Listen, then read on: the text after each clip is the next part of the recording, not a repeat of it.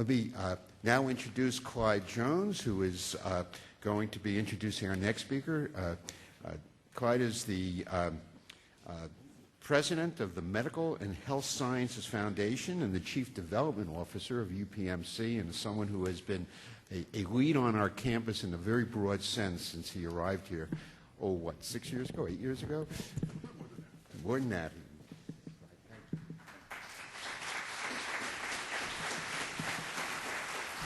Thank you, Bernie.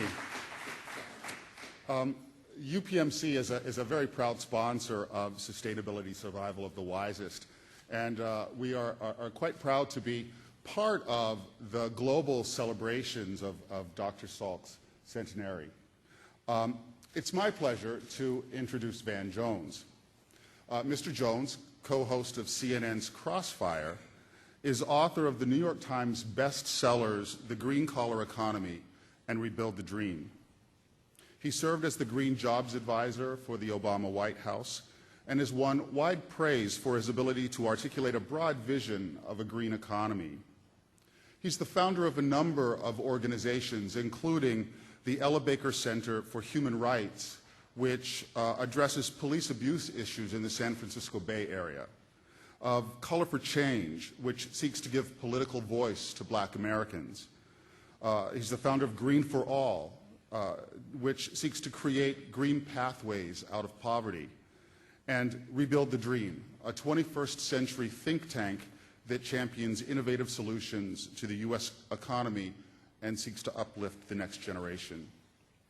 Mr. Jones received his BS in Communications and Political Science at the University of Tennessee at Martin, and his JD from Yale Law School. He has held a joint appointment as a distinguished visiting fellow at Princeton in both the Center for African American Studies and the Woodrow Wilson School of Public and International Affairs. And in 2009, Time magazine named him one of the 100 most influential people in the world. Please join me in welcoming Van Jones.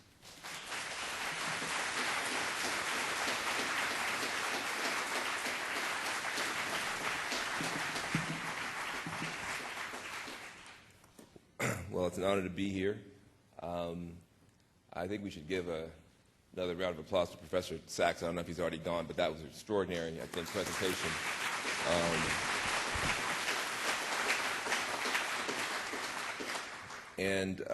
What I like to do is just take about half an hour to deal with the implications of what he said, and then maybe we can spend half an hour having a discussion, since we didn't get a chance to discuss with Professor Sachs. You're probably feeling somewhere between inspired and bummed,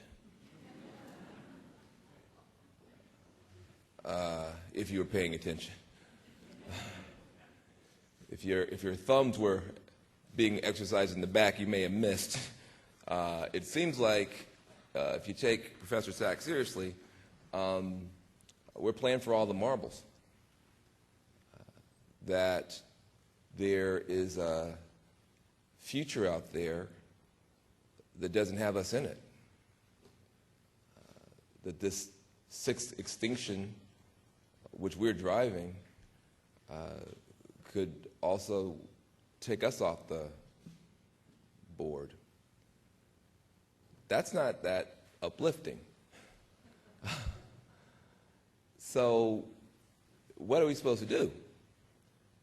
This would be the next step in the conversation, especially given that on any given day, most of us don't necessarily feel empowered to fix the global economy, or to fix the national economy, or to fix the state-level economy, or to balance our checkbooks, or to pay off our student loans, or anything else. So how is it that we get to go from where we are right now, which is possibly feeling inspired but overwhelmed, to actually being able to put in place from the bottom up the kinds of solutions that are implied by Professor Sachs' presentation? Well, I don't have all the answers, but I do have some experience I'd like to share with you. First of all, I, like a lot of people, did not, 10 years ago, think of myself as an environmentalist. Far from it. I grew up in on the edge of a small town in rural West Tennessee. My dad had actually been born in 1944 in segregation and in poverty in Memphis, Tennessee. To get out of that situation, he actually joined the military, my dad, in the middle of a conflict most people are trying to get out of. He said, to get out of here, I'll go there. And came home as a veteran and put himself through college. Then he put his little brother through college. Then he put his cousin through college. Then he put me through college and law school, and my sister through college and her master's degree.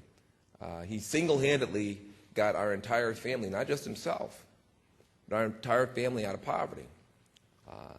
And when he sent me off to Yale Law School, he sent me off with a kind of injunction.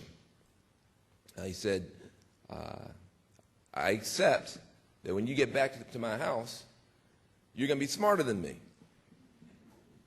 I accept that. You're going up to be at the big fancy rich folks school. They probably wouldn't have let me on the campus as a janitor. You're going to go there as a student and sit next to the biggest names in the country. And I accept you're going to come home for Thanksgiving and you'll be smarter than me. But I'm going to tell you something now. There are only two kind of smart people in this world.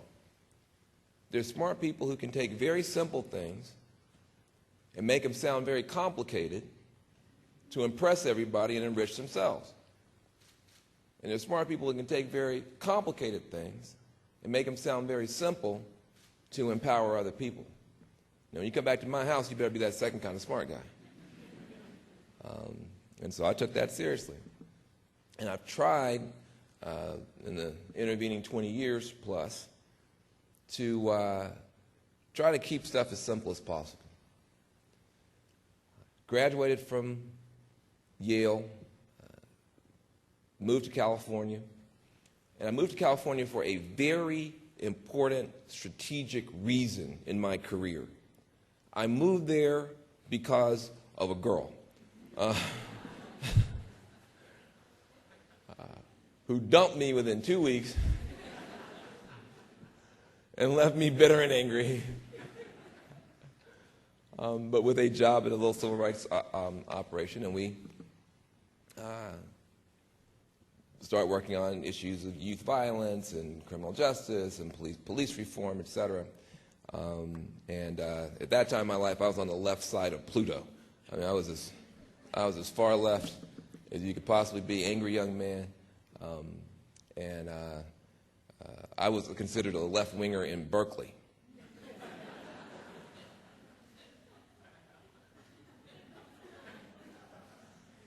You have to work hard. You have to get up early, work weekends. It's like being a conservative in Mississippi. I mean, you got to get way. So, needless to say, I burned out. You know, a lot of protests and that kind of thing. Also went to a lot of funerals, a lot of poor urban kids in caskets and old people with white hair sitting up in the pews, literally the reverse of how it's supposed to be. And I then discovered, not trying to save the world, not trying to save urban kids, not trying to do anything positive for anybody, but just literally burned out. I discovered this place called Marin County. Those of you who have any experience on the West Coast know Marin County is a place that's about 20 minutes from Oakland. I was working in Oakland, California, and Marin County is about 20 minutes away. But it's different from Oakland in the following respect. Everybody in Marin is happy. I mean, these are the happiest people in the world. They have hybrid cars and solar panels on their roofs and yoga mats and all kind of stuff in Marin County that we don't really have in Oakland. Salads. I mean, just all kind of stuff. And so I was going out there to take meditation class, all the California kind of new age stuff. And I started feeling better.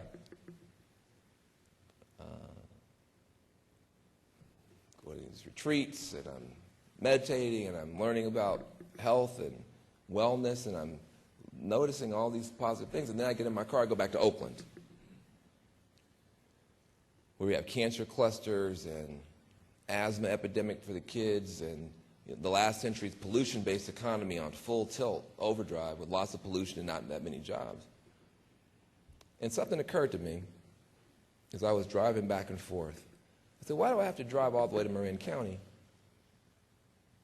Why can't we have some of these positive things in Oakland? I started thinking about it. I said, I've met all these good, smart business people who are doing some of the things that the professor was suggesting. They're creating companies that sell solar panels. They're creating companies that that do energy efficiency and weatherization. They're starting to invest in wind energy technology. All these great things. And I thought to myself, this green movement is also about green. It's about money. And these people are starting businesses. And I said, well, I wonder who they're going to hire. And I said, these kids in this neighborhood that I've been working in, they need green jobs, not jails, for their future. And I said, wait, hold on a second now. You got all these kids in Oakland that need work. And you have all these new green companies that need workers. I said, you got the most important work that needs to be done. And then you've got all these kids who right now are standing around on street corners getting in trouble. I said, what if you could connect the people who most need work to the work that most needs to be done? Maybe you could fight pollution and poverty at the same time. Maybe you could have these kids standing in front of my house getting on my nerves, on top of my house put up solar panels. Or weatherizing my neighbor's house so she can save money on her energy bill. Or out here in the industrial Midwest, maybe building wind turbines. I said, we actually have an economy that's hurting, people are hurting, and the planet's hurting. Maybe the solution is one and the same. And this was just an epiphany to me. And I thought to myself, this idea is genius. This is an amazing idea. This is a great idea. And I could not wait to get home to explain it to my friends. And I got them all together at the community center. And I began explaining to them how amazing it could be if we could just get Oakland and Marin County together, and we could have green jobs, and we could help the earth. And when I got finished, I was moved to tears myself. I was so impressed.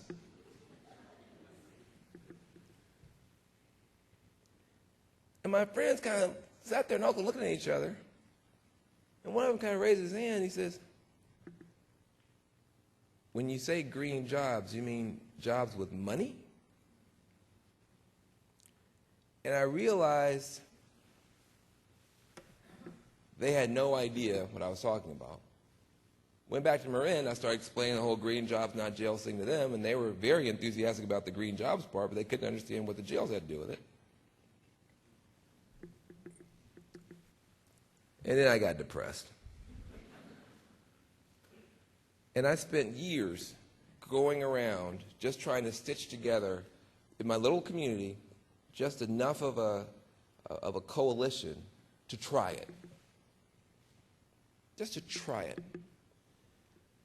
Long story short, we were able finally to get the Oakland City Council to create something called the Oakland Green Jobs Corps. Oakland Green Jobs Corps. Now, this is a feat.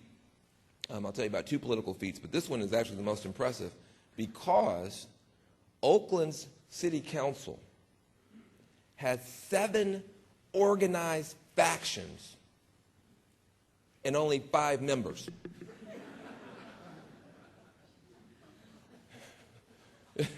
This is the most dysfunctional political body in the history of democracy.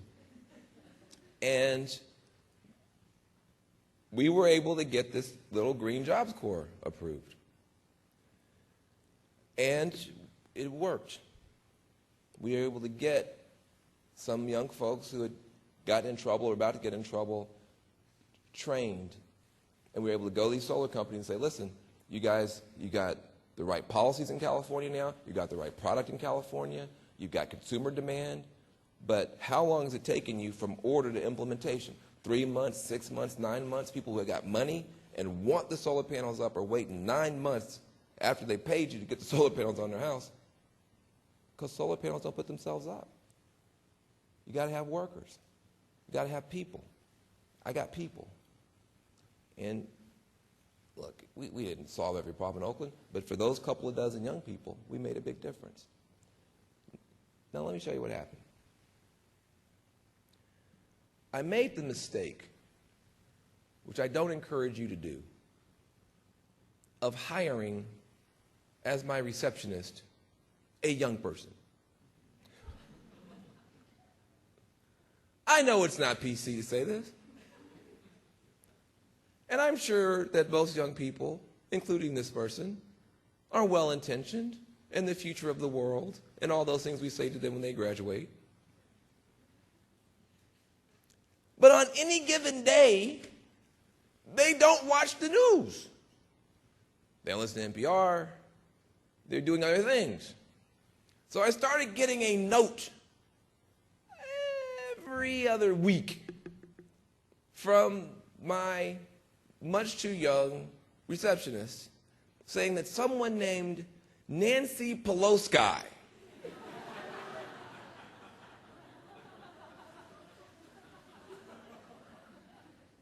was trying to reach me. I said, I don't have time to talk to Nancy Pelosi. I'm trying to change the world. I'm trying to make policy changes. I'm trying to get laws reformed. I don't have time to talk to some random person named Nancy Pelosi.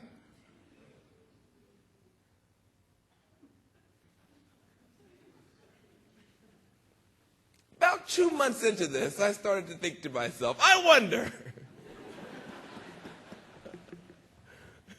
could the office of Nancy Pelosi have anything to do with the office of Nancy Pelosi, right across the bridge in San Francisco, who's just become the Speaker of the House, the third most powerful person in the U.S. government?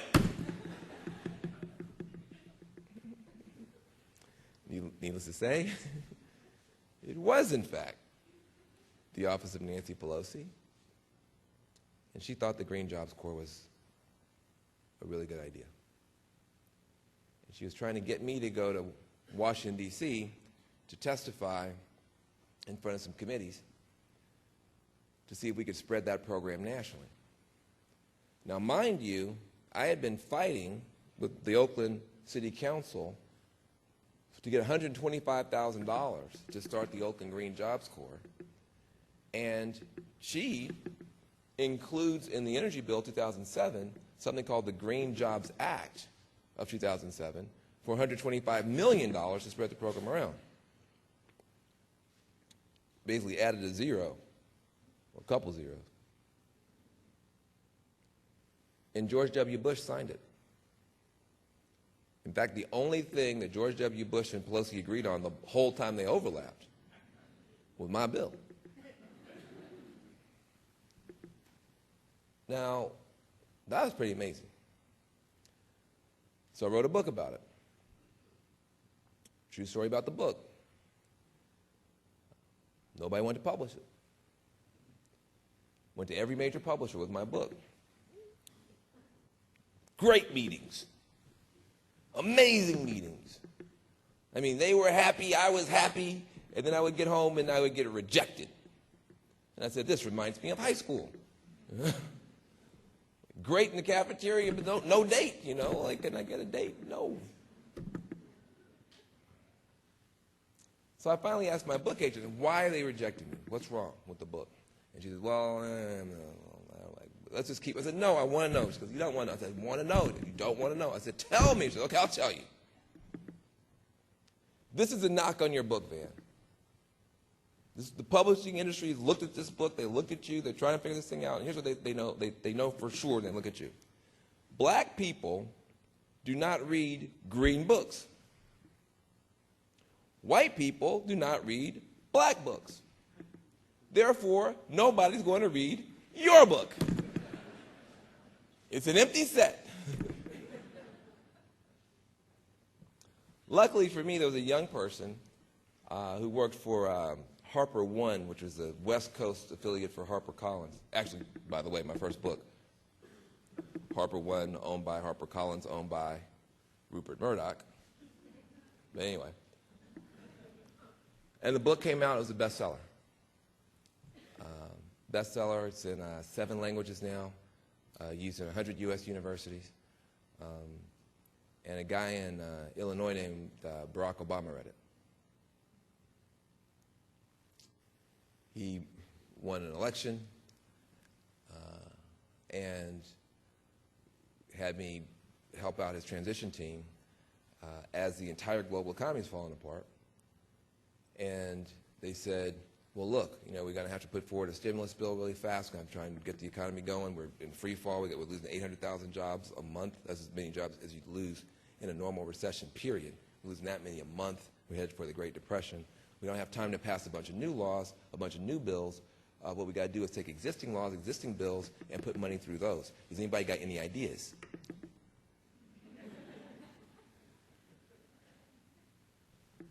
I said, well, funny you should mention it. Because we just passed, and George W. Bush just signed this thing called the Green Jobs Act. And sure enough, they put $500 million behind it.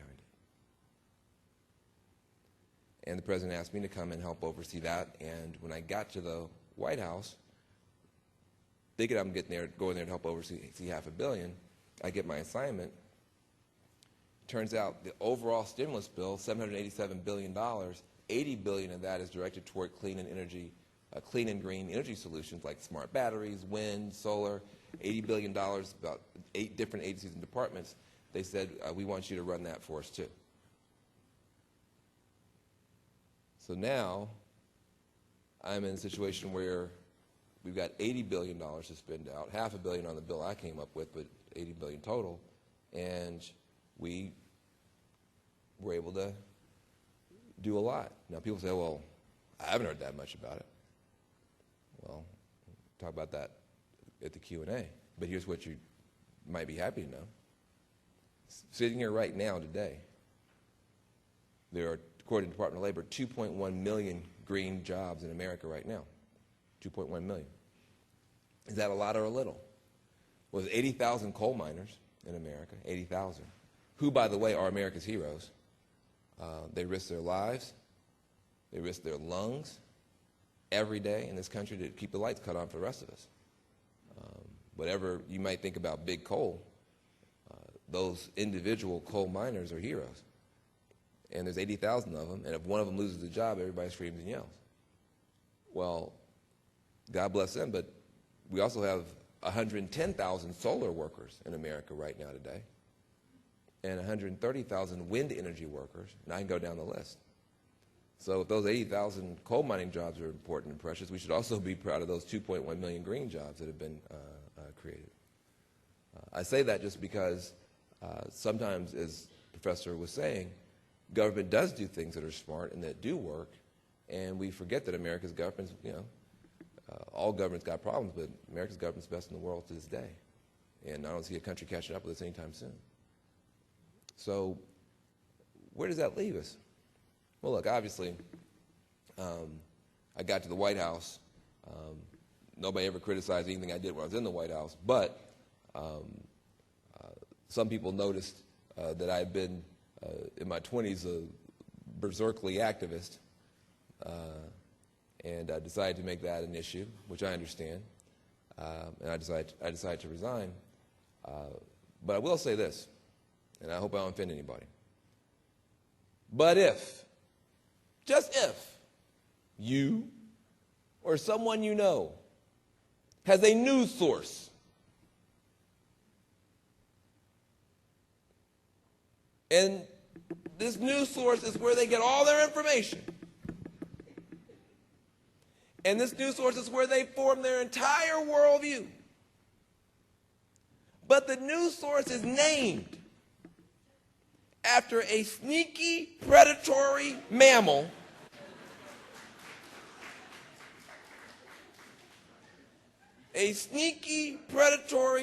furry mammal that can't be trusted to guard the hen house or anything else.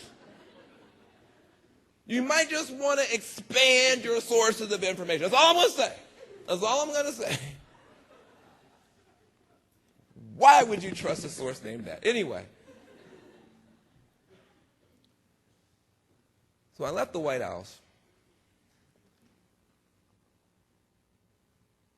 We got stopped in the Congress. Didn't get a chance to pass cap and trade, which we can discuss.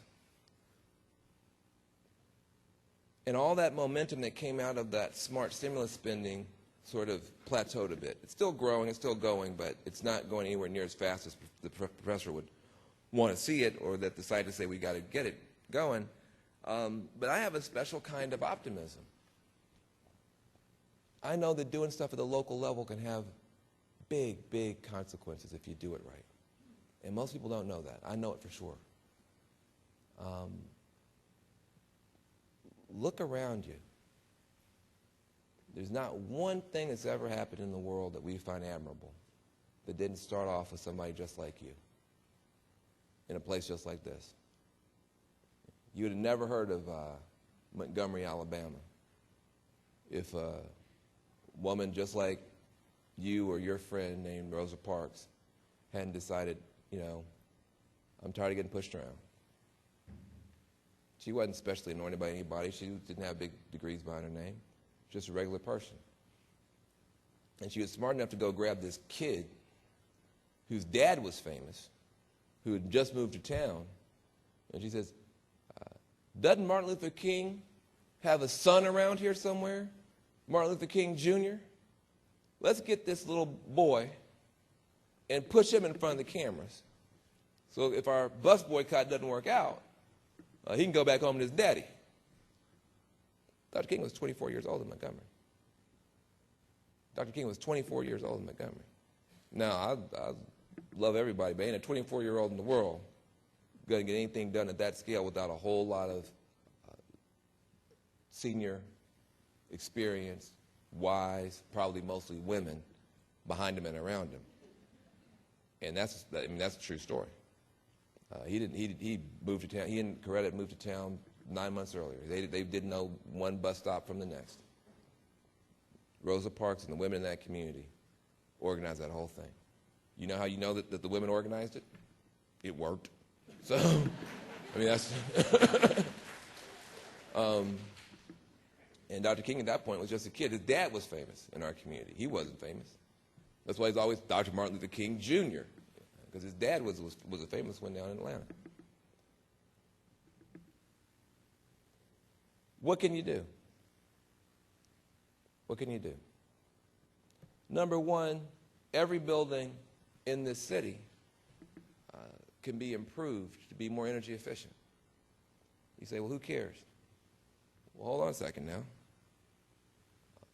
Depending on the city, 40 to 50% of the wasted energy is not planes flying around or cars driving around. It's buildings. You spend most of your time in buildings with the lights on, the air's on, the TV's on, you're recharging your laptop, you're doing all this stuff.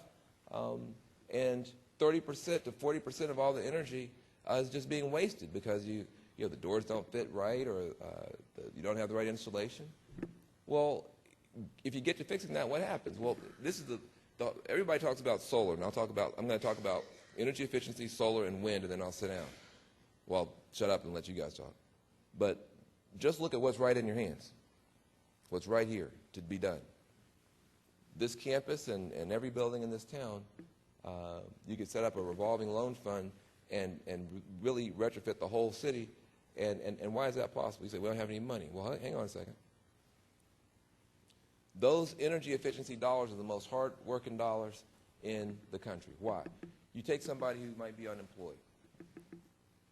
You give that person $1, and they stand up. That $1 just cut the unemployment rate. Now that person as an energy efficiency worker, walks across the street over to your grandmother's house, which is wasting 30% of the energy, 40%. She's paying 40% too much every time. He or she goes in that house. He or she replaces the windows and the doors so they fit better with all the new high-performance materials. They blow in clean, non-toxic insulation. Maybe they replace an old boiler or something like that. Well, that same dollar that was used to cut unemployment is now just cut grandma's energy bill. That dollar's not done. Somewhere close by, there's a coal-fired power plant that's putting out 30% too much pollution because you wasted 30% too much energy at grandma's house. Well, that same dollar that cut that unemployment rate, that cut grandma's bill, just cut the pollution coming out of that smokestack. And that dollar's not done. The same dollar that cut the unemployment, that cut grandma's energy bill, that cut that pollution coming out, guess what? Just cut asthma. Now you just took inhalers out of little girls' and boys' pockets all across that town because of that one bill. And then guess what? If you structure it right, the money that grandma saves can be used to pay it back, and you can keep doing it again.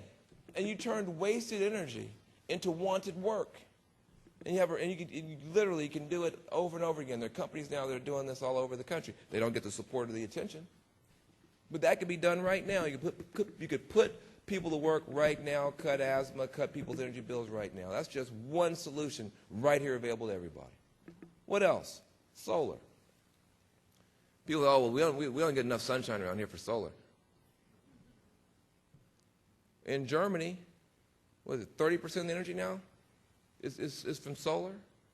You know, that little rural backwater of Germany that doesn't have any industry and doesn't have any modern lifestyle. 30% solar powered right now. Have you ever been to Germany? You know how sunny it is in Germany?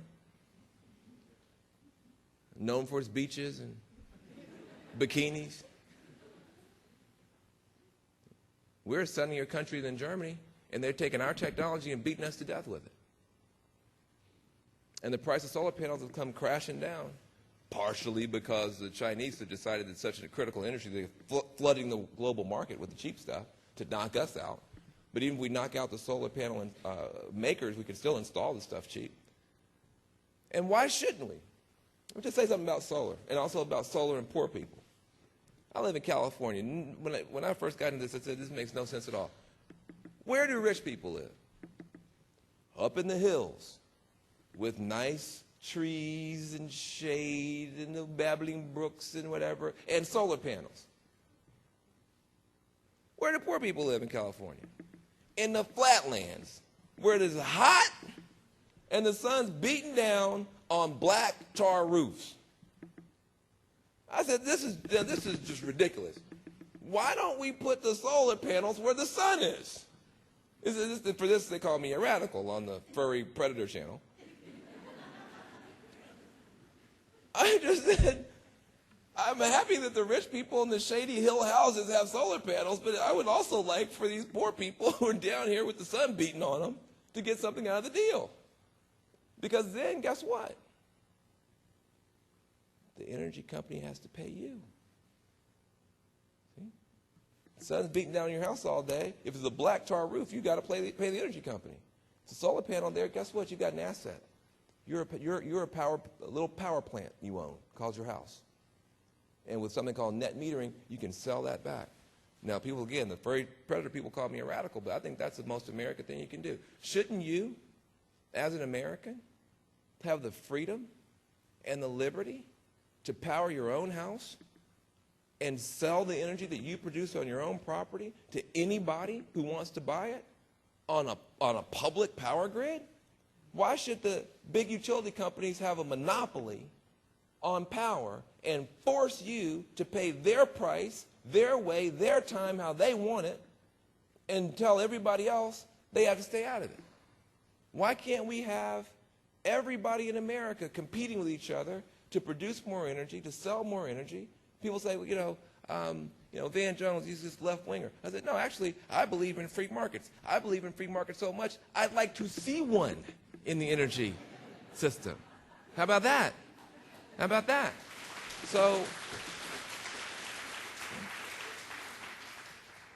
and then lastly, wind energy. You know, I'll close with this, but I tell you what, I've been misquoted. Well, not on that stuff. I mean, on this stuff. I've been misquoted so many times, it's just ridiculous. People always say, I mean by friendly people who like what I'm trying to say, but they just get it wrong. They say, you know, Van Jones came and made a very passionate case for windmills, and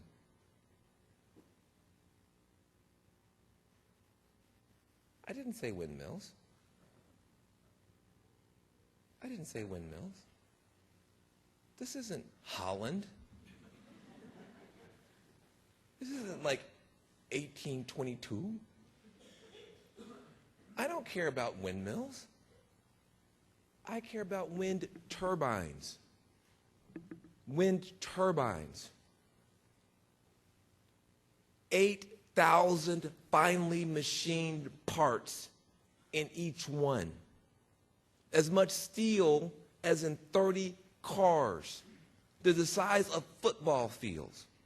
Why am I excited about wind turbines? Because you can put your automakers back to work building them. You can put your steel workers back to work building them. You're talking Boeing-level engineering in the sky. George W. Bush's Department of Energy said we have enough wind energy in our plain states to power the whole country with that and nothing else. That's not Barack Obama. That's not Van Jones. That's George W. Bush's Department of Energy. Before people turned this whole climate energy thing into a partisan thing, everybody was looking at it fair. Let's not forget, John McCain, Barack Obama ran against each other for president. One of them said, global warming is real, said it's caused by humans, said cap and trade will fix it, and we can get more jobs by fixing it than not. You know who said that? John McCain. That was John McCain's position 6 years ago, 2008. And Barack Obama agreed with him. And you could, I dare you right now, find a debate on YouTube or any place else. I'll give you $1 million. Where I will give you $1 million of his money, but I'll give you $1 million. But I'll give you $1 million if you can find one time where our hero, John McCain, said that global warming is a hoax. Never said it. Or where he said cap and trade is socialism. Never said it. He was a proponent of cap and trade. Or he said that dealing with this energy thing will cost us jobs. He said it would create jobs. That was John McCain. It used to be, it's very recent that this thing became so, when the Koch brothers and other people who have a lot of money from oil jumped in. But before they jumped in, both sides were looking at this thing fair, including George W. Bush. And I won't quote Obama administration figures. I'll quote George W. Bush on this wind energy. And the great thing about wind energy is it's so much better to build those turbines here. If you try to build those in China, you got to put them on boats and bring them over. You got to drive them down across the country. No, build them here. Build them here. And part of the reason I don't like the fracking stuff, besides the fact that it keeps us, you know, it's a new form of getting us addicted to fossil fuels, and it may be releasing too much methane, and it undercut the price of wind. Wind was cost competitive with coal and natural gas and was getting cheaper compared to coal and natural gas before fracking artificially collapsed the price of natural gas and has now really hurt our wind industry. At some point, I don't care how much fracking you do, there's just no more gas down there, and we're going to need those wind turbines, but now we're delayed 20 years getting them maybe. Energy efficiency, jobs. Solar panels, jobs and cost savings to you and economic opportunity for you if we can actually get some competition going on those public power grids. Wind energy, jobs.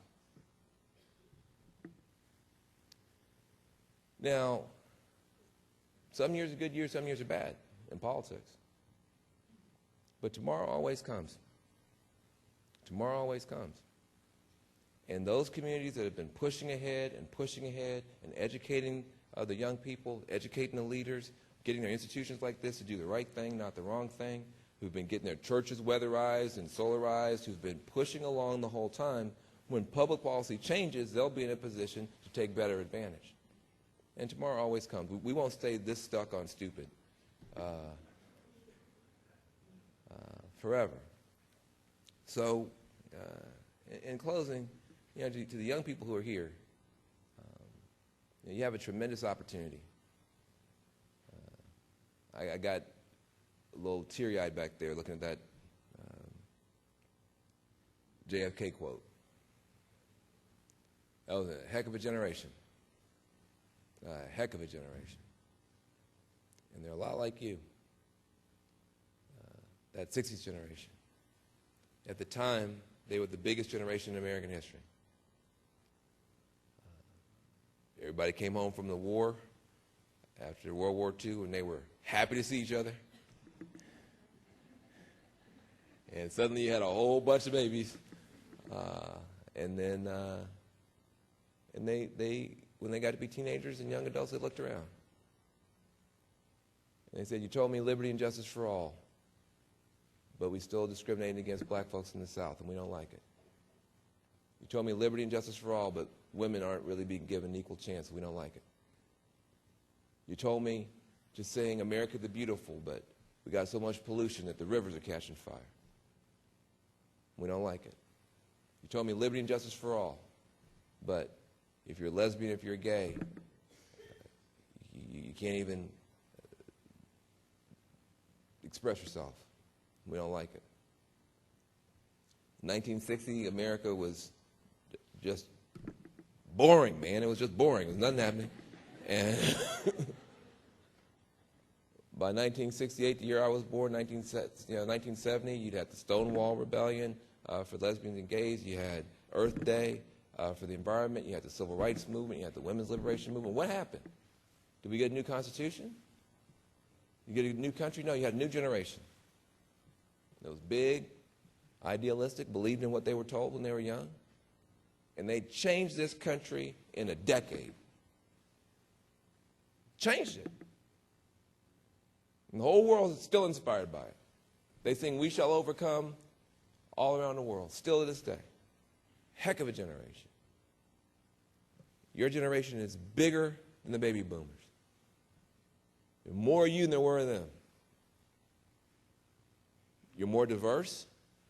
You have the wisdom of every kind of human ever born, every faith, every color, every sexuality, every gender, every kind of human ever imagined is in your generation right now, and you mostly get along.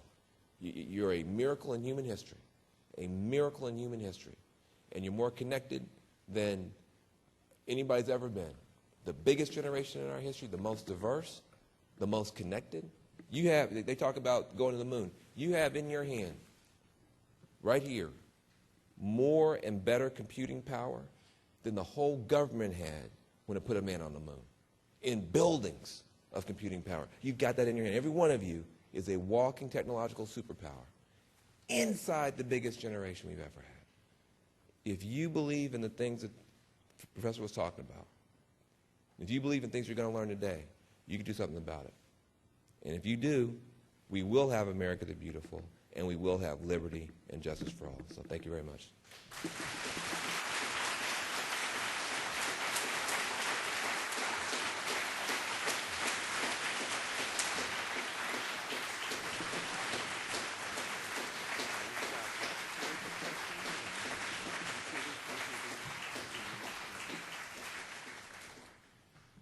Thank you so very, very much. That was superb.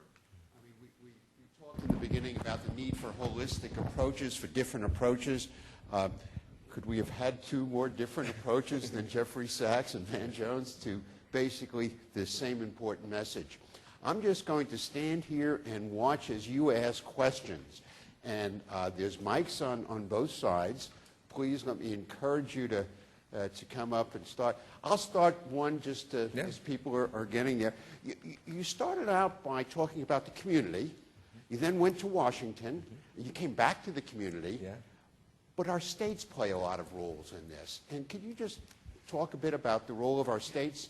Yeah, well, you know what? I did not pay him to ask that question. But I should have. Well, actually, I'm glad I didn't because I got it for free. You know, I was born in Tennessee, as I told you. but I live in California now with my wife, no, not her, someone who likes me, and our 2 boys. And the one thing that people don't know is we have cap and trade in California. Now, for people who may have missed the climate wars and the carbon wars, of which I was a famous casualty, cap and trade is a business-friendly, pro-market solution that was developed by these left-wing radicals called the Heritage Foundation. The Heritage Foundation, the most conservative think tank in Washington, D.C., came up with the concept of cap and trade. Why? This is for people who want to be able to explain tough stuff to their friends and family. There's two ways to think about this. I'm going somewhere in terms of the state stuff because I'm going to talk about California, but let me just set this up. There are 2 ways to think about the problem of too much carbon in the atmosphere. 2 ways to think about it. Either it is a regulatory failure or it is a market failure. What do I mean by that? If it's a regulatory failure, that means the government did not regulate it hard enough, and you need more government regulations to stop it. If it's a market failure, what you say is, well, carbon's just too cheap. And so since it's too cheap, it's being, used as, we're producing too much of it because we don't have the right price signals on it. Well, if you are a good liberal Democrat, your tendency will say it's a regulatory failure. We need more government regulation. We need the EPA to step in. We need to move in that way. Obama rejected that approach. So I don't want to do it that way. I don't want to bring the EPA into this. I want to use a market-friendly approach. I'm going to treat it like it's a market failure. Well, there's only 2 ways to change the price of something. Either you tax it, right, carbon tax, and what does that do? Then the government is now setting the price, and you hope the market, if you send the price up, the market will then give you a lower quantity. Obama said, I don't want to do that either. I don't want to create a tax, politically unpopular, and also it's a little bit hit or miss. What's the right tax? What's the right price for a ton of carbon? 15 cents? $1 million? You want government bureaucrats to do that, to figure that out for you? And then if you get it wrong, the whole planet is cooked. So Obama said, look, I'm not going to do this regulation thing. I don't believe in the tax thing because I've got the government now picking prices and hoping the market will give me the quantity. I got to have a better outcome. I got to have a better solution. What's the solution? The Heritage Foundation had a solution called cap and trade. What's cap and trade? It's a reverse of a carbon tax. Rather than the government setting the price and letting the market give you the quantity, the government sets the quantity, lets the market give you the price. The government says, our scientists tell us there's only so much carbon we can have. We're going to cap that. And we're going to have a declining cap over time. And you guys figure out now, since now you've created scarcity, you figure out how much a permit to pollute should cost. Cap, declining cap, the government can trust its scientists to give you the right number, or at least to guess on that one a little bit better. But let the market determine the price, because markets should be doing that. Now that's Obama. Pragmatic, bipartisan, using a Republican solution to deal with a global problem. And he got murdered. It became cap and tax, government takeover, socialism. So then what happens? Well, we can't get cap and trade passed. The Republicans won't pass their own proposal that John McCain was for, that the Heritage Foundation came up with, because if Obama likes it, it must be bad. Nobody wants a tax. So what do? So now the Supreme Court has said, under the Clean Air Act, and by the way, the Clean Air Act was passed by which president? Signed by which president? Nixon. Under Nixon's Clean Air Act, again, this is all socialism, right? Okay, just remember, the furry predators are going to tell you this is all socialism. because Republicans wouldn't pass the Republican proposal that John McCain adopted, that the Heritage Foundation came up with, cap and trade, we are now using Nixon's Clean Air Act and Nixon's EPA to regulate carbon, because we can't do it on the market side. So what's that called? War on coal. Wait a minute. Your channel is well named, man. The Fuzzy Predator channel is well named because this is ridiculous. So you think to yourself, well, they can't be all wrong, the Fuzzy Predators. They must be right about something. They said that if you had cap and trade, what they say? They said energy prices would spike. They said that the poor would get really hurt. And they said that it wouldn't even bring down carbon anyway. It's a total waste of time. Well, interesting. In the States, California, we passed cap and trade ourselves, state level. Business was at the table, labor unions at the table, environmentalists at the table, civil rights at the table, anti-poverty groups at the table, and fashioned a solution that has kept energy prices flat. Now, per kilowatt hour, prices have gone up, but we did so much energy efficiency that what you actually pay is flat. A quarter out of every dollar generated goes to poor communities to help them with energy efficiency, to help them with public transportation, to help them. So the poor are actually better off under our cap and trade than they were before. And carbon is coming down on a per capita basis.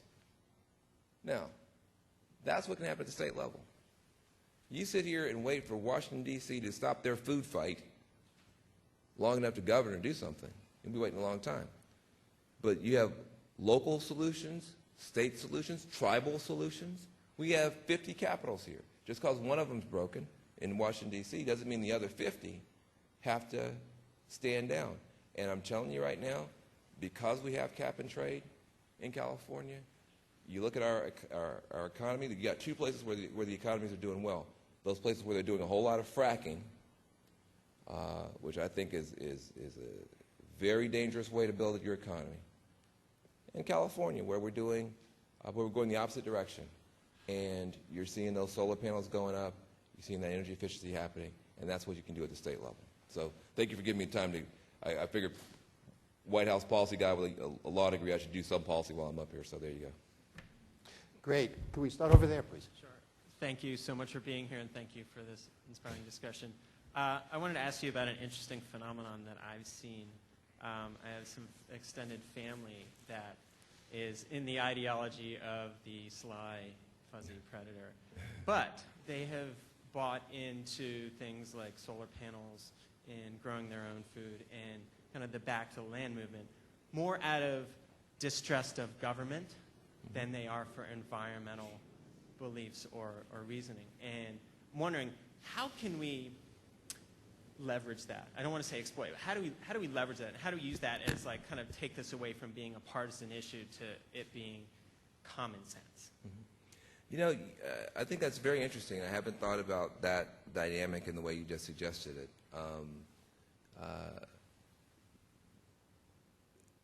We miss a lot of opportunities to help each other because of this sort of trumped-up political divisiveness.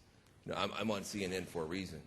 I could have been on, another station that agrees with me more politically. But I love being on CNN because I have to debate with Newt Gingrich, who's actually become a friend. Like, we don't agree on hardly anything, but I've gotten a chance to really understand his thinking and have grown to not just respect him, but to really like him as a person and enjoy his company. Because, he's as serious about his history and his ideas as I am. And I came around to a point of view with Newt. I said, you know what, Newt, I'm starting to believe there's only two political parties in the United States. The give a darn party and the don't give a darn party. And if you're give enough of a darn to be a conservative or give enough of a darn to be a liberal, we're in the same party. At least we give a darn. And we're trying to come up with ideas, and we're trying to make the country better, even if we don't agree on the solutions. So I think that's a very, very insightful comment, and I don't have a ready answer for it, but I'll definitely take it into consideration. I think we should look down that road more. Hello, I'm Patricia DeMarco. I am in the School of Sustainability here under the Geology Department. And when I was teaching my class about the California Cap and Trade Project, we had Congressman Doyle come in to explain why it didn't work in Congress. And what he said was that yet we have not engaged the ethical debate about the future of our energy policy in this country. And I find that on the local level, when you're in a community like Larimer that's rebuilding from the bottom up, when you're a community like Homewood that's remembering its history and rebuilding from the bottom up, people have engaged that ethical debate around their tables, in their living rooms, in their workplaces, and figured out what they have to work with to go forward. How do we get Congress, which somehow forgets the people they came from when they get down to Washington? I don't know what's in the air down there. But we have yet to engage that ethical debate about whether we're leaving our children a living earth or a scorched earth. And I think that's what it's come down to. How do we get that dialogue to be a broader discussion than just among policy wonks? Well, first of all, I appreciate your passion and the work you're doing as an educator. You know, this is a tough question, and there aren't any easy answers. I'll tell you this. Everybody talks about the influence of money in politics. You know, dirty energy and dirty money in politics go hand in hand. It's very hard now. I remember when we first started getting hammered in the White House, we did some research, and I said to myself, you know, looking through the stuff, I said, you know, who are these Koch brothers? What is this? I really never heard of them. And luckily, I never went on TV and said that, because I would have been, I got bleeped or something. But I really never heard of them. And you know, they funded this organization called Americans for Prosperity, which is now all over the country. And for them, the amount of money that it takes to keep, listen, I mean, it's a free country. Everybody got the right to do what they will with their money. But they've made billions and billions of dollars. They're two of the richest people in the history of the world.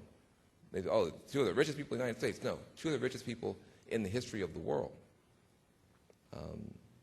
And for them, it's a rounding error, the amount of money they're dumping into our political system. But our political system is choking on it. And so if you're a Republican right now, if you take a sane position on climate, you're going to be gunned down. I mean, you're going to have to deal with a Koch-funded opponent in your primary. And that I mean, you make the speech, and by the time you get off the stage, you've got a primary opponent. And, you know, that is a big problem. And so, you know, when the professor was talking about one person, one vote versus $1, one vote, that's really at play here. Now, that said, you know, great people's movements have overcome way worse opponents than the Koch brothers. And beaten way worse odds with way less of an inspiring generation and way worse technology and all that kind of stuff. So we can't just throw our hands up. But I will tell you this, it's those unlikely alliances. That's what we found in California. When you have business people saying, we think it's good for the business climate in California, we'll drive more innovation, we'll bring more technology here, we'll create more new companies. I tell people all the time, I don't think there's a whole lot more jobs going to be created in the coal mines. I just don't think that's where the next set of jobs are coming from. God bless the coal mines. I marched alongside the coal miners last summer because the big coal companies were trying to steal their pensions after they had given 20, 30 years of service and come out with black lung and every problem in the world. And these big coal companies who scream and yell at me that, oh, well, Van Jones is, you know, leading a war on coal and hates coal miners and trot them out for their commercials. Those same coal companies were turning right around and trying to steal their pensions and keep them from seeing doctors. And I marched right alongside with the coal miners And I'm going to tell you one of the most heartbreaking experiences I ever had. I was so stupid and so ill-informed and so insensitive that as we were marching with the coal miners, I started trying to lead a chant. I don't remember the words of the chant. In Oakland, if you march, you chant, no justice, no peace, or whatever the thing is. And I'm so ignorant that here I am, I think we're in Virginia, and we're marching, and I start trying to lead a chant. And the guys couldn't chant. Their lungs were so impacted that they were wheezing just trying to march. Some of them were marching with their oxygen, rolling alongside of them. And I embarrassed them in front of their wives because they can't chant. Now, these people are not our enemies. Giving them the pensions that they earned is not going to put one more molecule of carbon in the air. And I was ashamed to be a part of an environmental community that did not and has not come to their rescue, has not stood up for them, because that's coal. No, that's people. That's human beings. They don't get those 30 years back. They don't get healthy lungs. And us not being a part of it and not helping them is not right. And you can't say you care about the whole planet and let that happen to people in our country. But that's where we are. You've got to have these, we've got to reach out to each other, understand each other. And to your point, my friend before, recognize that other people aren't stupid. One of the things that bothers me the most, and I'll get to your question, but I just want to say one more thing. One thing that bothers me the most is, liberals and progressives like myself. We can be so arrogant and we can be so condescending. One of the things I hate the most is hearing liberals say, oh, well, those white guys, those working class white guys vote for Republicans, well, they're voting against their own economic self-interest, and they're just voting against their own economic self-interest. You know what? That is rude and stupid. For the following reason. For the following reason. You know who really votes against their economic self-interest? Rich liberals who vote for tax increases. Okay? If you're going to reduce everybody just down to economic self-interest, then if the poor white guy who votes against social programs that could help him is an idiot, well, then Hollywood's a bunch of idiots too, because they vote for tax increases, and that hurts their economic bottom line. You go, oh, no. You see, we're doing it because we believe in these higher values, these higher ethics, and we don't mind being taxed. We're willing to make sacrifices for what we believe in, so we're morally superior. And that's just the most disgusting thing, because guess what? That white guy who maybe lost his job and who knows that maybe a Democrat would give him a better social program and who votes against that Democrat anyway, he's got morals and values too that he's willing to sacrifice for. And he'll tell you, yeah, we're down on our luck right now, but I don't want the government bailing me out. I don't want the government to steal money from somebody else and give it to me. I don't want the government to bail my kid out. If my kid goes out there and makes a bunch of dumb decisions, I don't want the government to bail him out. I want my kid to be self-sufficient. And I'm willing to suffer and sacrifice for that. Well, now listen. That may not be the best strategy for dealing with China, sir. But that's moral. That's moral too. And so I'll let you go. But I'm as passionate about this as I am about anything else. We got to stop treating each other like one side or the other is perfect. Dr. Clarity. All righty. Thank you so much. Such an extraordinary talk today. Thank you so much for your comments. I'm Jane Clarity. I'm a junior faculty member in the School of Public Health. And I really appreciated that you told us a very engaging story earlier in your talk about the stupid things that people can do when they're young. And in about 1996, I was a little undergrad at University of Chicago. I was studying the economic and environmental impacts of the SO2 trading markets under Title IV of the Clean Air Act. and I was working as a crisis counselor for sexual assault survivors in 14 of the emergency rooms across Chicago. A little closer to the mic. Sure. A little question. And one of the extraordinary insights I thought I had as a young person was, wow, maybe severe stressors like exposure violence might be changing how people on the long term are affected by pollution in their communities. And if we're worried about public health and well-being and longevity, maybe we need to start thinking about social policy as environmental policy and environmental policy as social policy. And the stupid thing I did when I was working so hard to formulate this idea was not pick up my head long enough to make friends with the lady who sat across the hall from me. Her name was Michelle Obama. So here I am, a junior faculty member today, having run a few pretty decent and influential studies in our little field, demonstrating that kids who survive exposure to violence have stronger asthmatic response to air pollution than kids who haven't. So this idea of the intersection between social and environmental policy and getting over the idea that these are different things seems to be a pretty important step forward for us. And I'd like to hear a little bit more about the social change that you've seen along with economic change and environmental change in communities that have tapped into ideas like distributed generation and redefining their power in an energy economy. Good. Well, first of all, thank you again for your work and for caring to put those things together. I never heard of that before in terms of, it makes sense to me that kids under stress from violence would maybe their bodies wouldn't be as resilient in the face of other kinds of challenges because they're burning up so much of their energy on PTSD and that kind of stuff. Yeah, I think people who don't deal with some of these communities don't really realize how much just straight post-traumatic stress there is. I mean, imagine if in this community right here,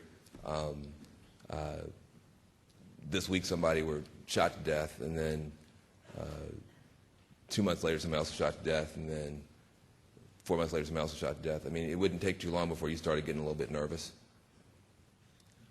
Yes, my name's Daniel Pastores. I'd like to ask, you did talk about the Green Act, and I've heard a lot of negativity here, but I've been living 40 years in Las Vegas, and isn't it really possible today, like you said, what could they do at the university to conserve energy in that? Most of these things, they may need to make an investment, but they could probably get the whole school solarized for free with tax rebates and deductions and programs to help them. I've seen other institutions go solar, and they may need to make the first investment, but it's always been refunded. And actually in Las Vegas, the Lutheran Church in school, a large complex, actually did like $2.5 million, and the final cost was zero to them to put in solar energy. And other industries, they are doing it. Yeah. Amen, brother. So, I mean, there are good things coming through all this, too. Absolutely. Sure, we can't fix it all overnight, but there are so many things. And I know if anybody, if you put solar energy on your home or anything else, your tax rebates, Yeah, I agree. you get it back. Very good. So you're right, and state and local can accelerate it. You got somebody behind you who wants to talk, so let her in. State and local and tribal policy can accelerate it. The big challenge we have right now is the federal government's all over the place. There's a permanent subsidy for big fossil fuels, and there's temporary in and out subsidies for renewables. It makes it very hard to plan. But state, local, and tribal governments can step in to fill the breach. And by the way, and you'll have the last question, by the way, when I say there's a big subsidy, permanent subsidy, for the big fossil fuels, that's a big deal. One subsidy is half the budget of the Pentagon is policing this, for-profit private product from the Middle East. Our battleships, our planes, our satellites are all pointed at getting this for-profit private product from the Middle East here. That's a huge subsidy. They get to pollute for free. They don't pay for the carbon stuff, and there are direct subsidies. So when you put all that together, and then we go forward and we say, could we have a small tax credit that lasts for longer than 18 months, I don't know why we get called socialists. We're just saying, can we have a fraction of support that we're still giving? We're still giving massive corporate welfare to big polluters. It doesn't make sense. Last question. Okay. So kind of in tandem with what you were talking about with kind of like the break between jobs like coal mining jobs, like in the fossil fuel industry, and kind of that liberal arrogance, and also what you were talking about with kind of the next set of jobs.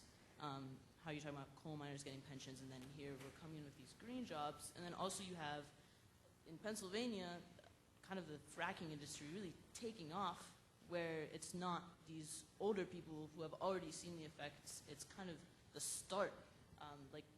My friends who are from central Pennsylvania, some of them, many of the people from our high school class are thinking about, have maybe dropped out of school, or are thinking about working with the fracking industry, or similar things in the area. Where do you see kind of like being able to bridge the gap between, because like I think about like sustainability and longevity and economically, it's like a bad idea, the fracking in the state, but like people who want jobs now, and there aren't really any other ones out there, like the next set isn't here. You talking about the fracking industry kind of delaying things for 20 years in the state in terms of renewables. What's your answer to that kind of question? Like, I don't know if that was kind of like a ramble more than a question. Good question. Yeah, but the reason you're rambling is because it's a complex situation that you're trying to sort through. I don't have a simple, easy answer. It's awful when you don't have a job.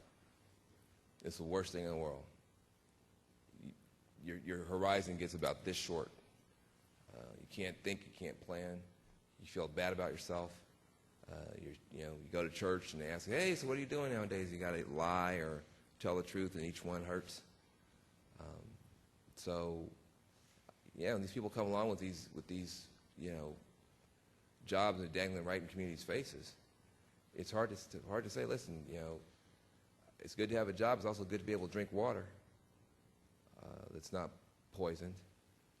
It's good to have a job, but there are other kinds of jobs that we could have in this country. Right now,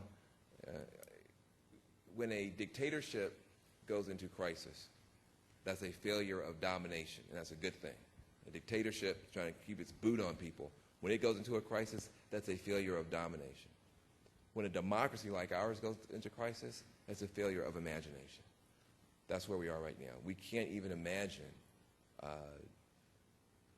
a green economy where there are even more jobs than there are for fracking that can last even longer and can do even more good work and drive all kinds of other technologies because we've been bludgeoned to death over the past 6 years from people who got terrified by this vision.